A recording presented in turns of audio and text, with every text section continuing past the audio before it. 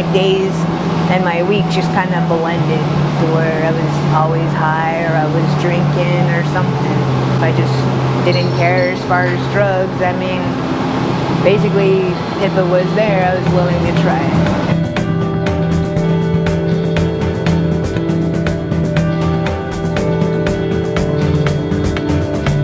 I lived in Billings for the past 33 years. Been working at Kmart for about 2 years. I have 2 boys. Jeffrey, who's my oldest, is 13, and Gavin, my youngest, is 10. My father meant a lot to me. I mean, I looked up to him, and when my father had passed away, I didn't care. I didn't have my boys at the time, and it was just me, and the only thing I really thought of is, I mean, it's not hurting anybody else but myself. If I end up in prison, oh well. And it wasn't until maybe a few years later that I had ended up pregnant with my oldest. And that's where I stopped all of a sudden. After my son was older, I'd say he was probably about a year or so. And then when I started kind of doing a little drinking, and it just kind of got to doing a little more and a little more and a little more to where I was probably well in my addiction again before I had gotten pregnant with my youngest. I took care of him for probably about a few months, and then I had ended up in jail. And so my mom had took both the boys. It was Jeffrey that it affected the most because, I mean, he was old enough and he kind of knew what was going on. I mean, he knew mom was in jail because of driving and drinking. Sometimes you stay with like strangers and all that, like foster care. And if it wasn't for my mother, they probably would have been removed a long time ago. I wasn't able to provide for them or do anything for them. I mean, that was all on my mom. Jeffrey came with me when I got out of jail and we had moved into the shelter. It wasn't until later on when my mom started getting sick that I had took my youngest back with me. I was living at the shelter for about 5-6 months. I'd gotten in trouble with drinking, and the manager at the shelter had said that I needed to seek treatment or go in and do like a chemical dependency evaluation, in which I did, and the recommendation for that was to start doing some intensive outpatient treatment. And so I was doing that from about 9 to 1 Monday through Friday, which really made it impossible to get a job at the time. And so I was basically just kind of living off of welfare, taking care of my boys. Towards the end of my outpatient treatment, when I had got a recommendation for second chance homes. I'm on the waiting list, waiting for Section 8, waiting for my voucher to come up. During that time, I had got approved to get into the Center for Children and Family. While we was living in the center, and one of their houses, they helped me out a lot. I mean, in ways I didn't even think I needed help in. I mean, as far as having that stability for my boys, to me, I didn't even know what stability was. It's like I'm with them. That's all they need. We went to a lot of different schools, Ponderosa, Washington, because we moved a lot. I was probably on Section 8 for their waiting list for about a good year and a half. I'd say probably close to 2 years. Brenda from the Center for Children and Family, she helped me out a lot through the whole procedure of getting into Section 8, attending my meetings, and just basically just the support is what I needed. They had helped me with the transition and moving into my own home, which was hard for me because, I had no rental history. I didn't have any good credit, any bad credit. I just didn't have nothing. And so which they had helped me do is basically co-sign and helped me get into a place. They had talked to the people at Rainbow Property and was like, she is capable of, they basically stuck their neck out there for me to help me get into my own place. I struggled again to where I had lost my job because of my drinking. And Brenda had came in again from the center because I had gotten in trouble because I had been on a good binge for about 2 days. And I turned around and I had contacted Donna Houston over at the center, and I had told her, crying, I've been drinking. I can't do this. I can't handle it. It's just, I can't function right now.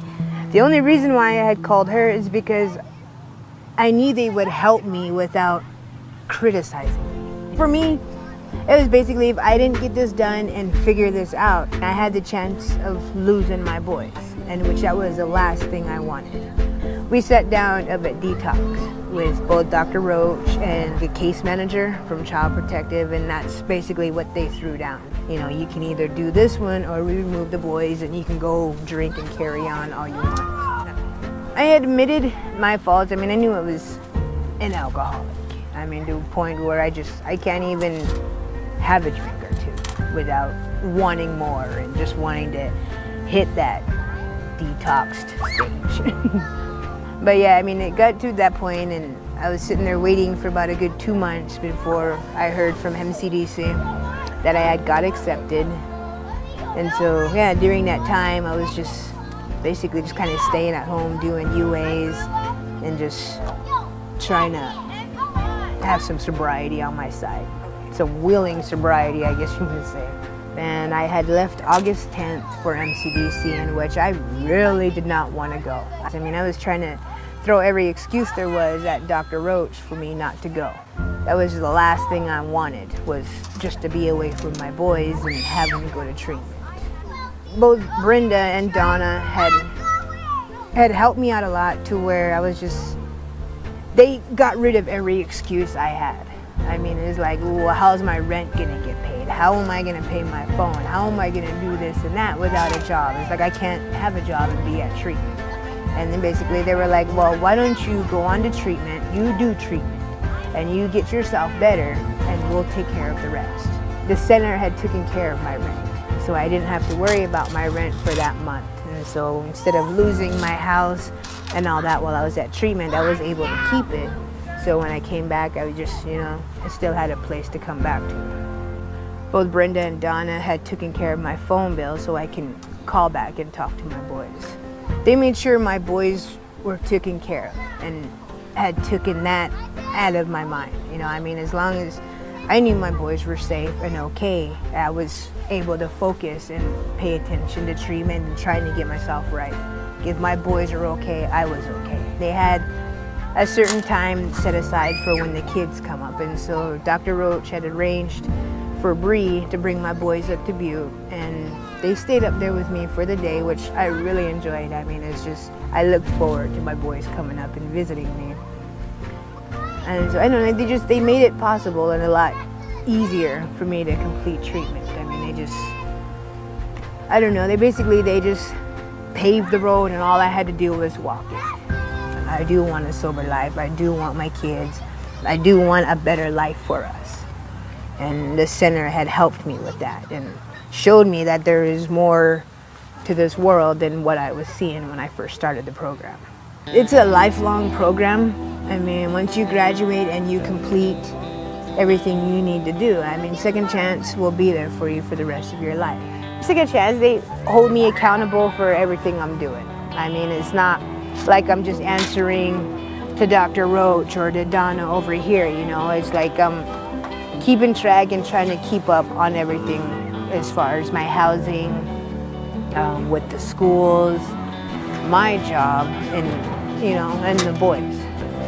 If somebody catches me slipping or whatever, call me on it.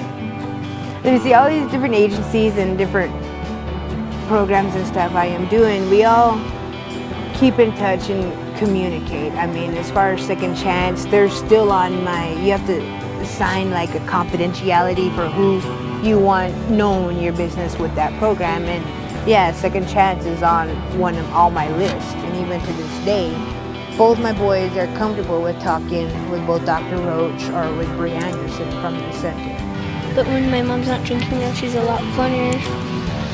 Now sometimes she'll laugh. Sometimes if we'll make up a joke, then we'll both laugh together. My boys were my motivation for trying to get my life together and provide a place for them to live.